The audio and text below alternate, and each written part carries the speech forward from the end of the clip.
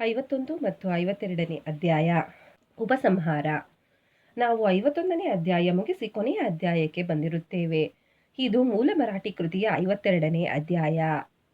ಇದರಲ್ಲಿ ಹೇಮಾಡ ಪಂತರು ಮುಕ್ತಾಯದ ಮಾತುಗಳನ್ನು ಹೇಳಿ ಎಲ್ಲ ಅಧ್ಯಾಯಗಳ ಸಂಕ್ಷಿಪ್ತ ಪರಿಚಯವನ್ನು ಸೂಚಿಕಾ ಪತ್ರದಲ್ಲಿ ಕೊಡುತ್ತೇನೆಂದು ಹೇಳಿದ್ದರು. ಆದರೆ ಅದರ ಕರಡು ಪ್ರತಿ ಇರಲಿಲ್ಲ. ಆದುದರಿಂದ ಅದನ್ನು ಬಾಬಾ ಅವರ ಭಕ್ತರಾದ ಠಾಣಾದ ನಿವೃತ್ತ ಮಾಮಲೆದಾರರಾದ ಶ್ರೀ ಬಿ.ವಿ. ದೇವ ಅವರು ವಂದಿಸಿದರು. ವಿಷಯ ಸೂಚಿಯನ್ನು ನಾವು ಈ ಪುಸ್ತಕದ ಮೊದಲಿಗೆ ಕೊಟ್ಟಿರುವುದರಿಂದ ಪುನಃ ಕೊನೆಯಲ್ಲಿ ಅದನ್ನು ಕೊಡುವ ಅಗತ್ಯವಿಲ್ಲ. ಆದುದರಿಂದ ಈ ಅಧ್ಯಾಯವನ್ನು ಉಪಸಂಹಾರವಾಗಿ ಪರಿಗಣಿಸಲಾಗಿದೆ.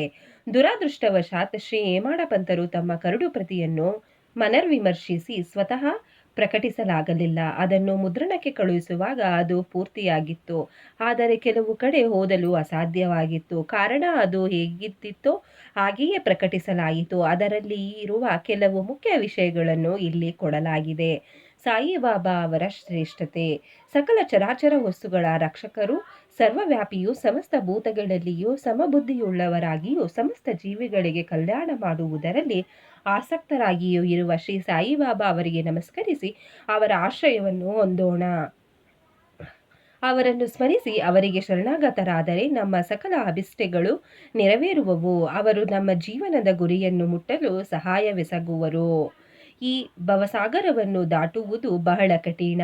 ಮೋಹವೆಂಬ ಅಲೆಗಳು ನಮ್ಮ ದುರಾಲೋಚನೆ ಎಂಬ ತಡಗಡಿಗೆ ಬಡಿದು ಮನಸ್ಥೈರ್ಯದ ಮರಗಳು ಉರುಳಿಸುತ್ತವೆ, ನಮ್ಮ ಧೃತಿಗೆಡಿಸುತ್ತವೆ. ಅಹಂಭಾವವೆಂಬ ಮಾರುತವು ಬೀಸಿ ಸಾಗರವನ್ನು ಅಲ್ಲೋಲ ಕಲ್ಲೋಲ ಮಾಡುತ್ತದೆ. ಕೋಪ ಮತ್ತು ಅಸೂಹೆ ಎಂಬ ಮೊಸಳೆಗಳು ಅಲ್ಲಿ ನಿರ್ಭೀತಿಯಿಂದ ವಾಸ ಮಾಡುತ್ತವೆ.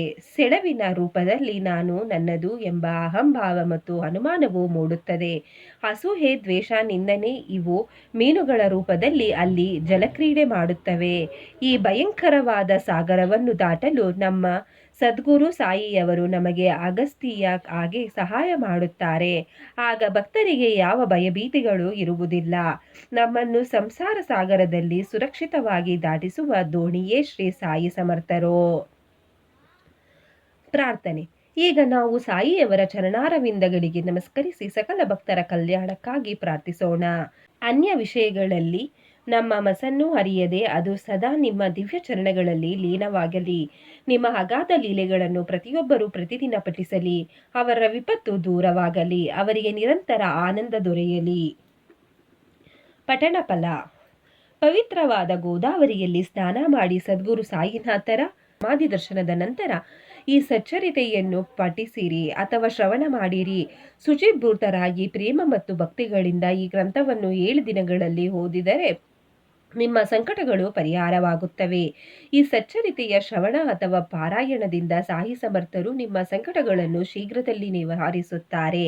ಬಡವರಿಗೆ ಧನ ದೊರೆಯುವುದು, ಪ್ರಾಮಾಣಿಕ ವ್ಯವಹಾರದಲ್ಲಿ ಪೂರ್ಣ ಯಶಸ್ಸು ದೊರಕುವುದು, ಭಕ್ತಿಗೆ ಯೋಗ್ಯವಾದ ಫಲ ಸಿಗುವುದು. ಆದ್ದರಿಂದ ಗ್ರಂಥವಚನ ಮಾಡಿದರೆ ಸಾಯಿ ಸಮರ್ಥರು ಸುಪ್ರಸನ್ನರಾಗಿ ಅಜ್ಞಾನ ಮತ್ತು ದಾರಿದ್ರ್ಯ ತೊಲಗಿ ಜ್ಞಾನ ಮತ್ತು ಧನ ಸಂಪಾದನೆಯಾಗುತ್ತದೆ. ಸುಸಮಾಹಿತ ಚಿತ್ತದಿಂದ ನೇಮನಿಷ್ಠರಾಗಿ ಈ ಸಚ್ಚರಿತೆಯ 1 ಅಧ್ಯಾಯವನ್ನಾದರೂ ಪ್ರತಿದಿನ ಓದಿದರೆ ಅಮಿತ ಸುಖ ಲಭಿಸುತ್ತದೆ. ಗುರುಪೌರ್ಣಿಮೆ, ಗೋಕುಲಾಷ್ಟಮಿ, ರಾಮನವಮಿ ಮತ್ತು ಸಾಯಿಯವರ ಪುಣ್ಯತಿಥಿಯ ಉತ್ಸವದ ಪವಿತ್ರ ದಿನಗಳಲ್ಲಿ ಈ ಗ್ರಂಥವನ್ನು ನಿಮ್ಮ ಮನೆಯಲ್ಲಿ ಓದಿರಿ. ಸಾಯಿಯವರ ಯೋಗ್ಯ ಸ್ತುತಿ ಮಾಡಲು ಶಬ್ದ ಸಾಲವು. ಕಾರಣ ಮೌನವೃತ್ತಿಯೇ ಸರಿ ಎಂದು ಕಾಣುತ್ತದೆ. ನಿತ್ಯ ಶುಭ ಕರ್ಮ ಮಾಡಿ ಶ್ರವಣ ಮೊದಲಾದ ನವವಿಧ ಭಕ್ತಿಯಿಂದ ಮೋಕ್ಷವನ್ನು ಅಪೇಕ್ಷಿಸಿದರೆ ಅಂತಃಕರಣದ ಶುದ್ಧವಾಗುತ್ತದೆ. ಗುರುವು ತಂದೆಗಿಂತ ಮಿಗಿಲಾದವನು. ತಂದೆ ಕ್ಷಣಿಕ ವಸ್ತು ಕೊಡಬಹುದು, ಆದರೆ ಗುರುವು ಕ್ಷಯತೀತವಾದ ಅವಿನಾಶ ವಸ್ತುವನ್ನು ನಮಗೆ ದಯಪಾಲಿಸುವನು. 9 ತಿಂಗಳು ಕಾಲ ತಾಯಿ ನಮ್ಮನ್ನು ತನ್ನ ಗರ್ಭದಲ್ಲಿಟ್ಟುಕೊಂಡು ನಮಗೆ ಜನ್ಮ ಕೊಡುವಳು, ಆದರೆ ಗುರುವು ನಮ್ಮನ್ನು ಹೊರಗಿನಿಂದ ತನ್ನಲ್ಲಿ ಅಡಗಿಸಿಕೊಳ್ಳುವನು.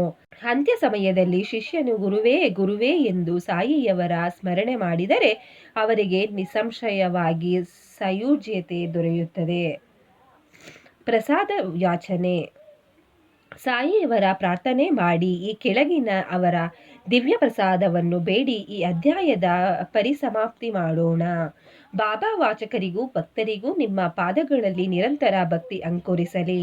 ನಿಮ್ಮ ರೂಪ ನಮ್ಮ ಹೃದಯಗಳಲ್ಲಿ ನೆಲೆಸಿ ಸಕಲ ಚರಾಚರಗಳಲ್ಲಿ ನಾವು ನಿಮ್ಮನ್ನೇ ಕಾಣುವಂತಾಗಲಿ. ತಥಾಸ್ತು. ಶ್ರೀ ಸಾಯಿ ಪ್ರಣಾಮ. ಓಂ ಶಾಂತಿ ಶಾಂತಿ ಶಾಂತಿ. ಈ ಅಧ್ಯಾಯವನ್ನು ಕೇಳಿದ ನಿಮ್ಮೆಲ್ಲರಿಗೂ ಶ್ರೀ ಸಾಯಿ ಬಾಬಾ ಒಳ್ಳೆಯದನ್ನು ಮಾಡಲಿ. ಶ್ರೀ ಸಾಯಿ ಪ್ರಣಾಮ.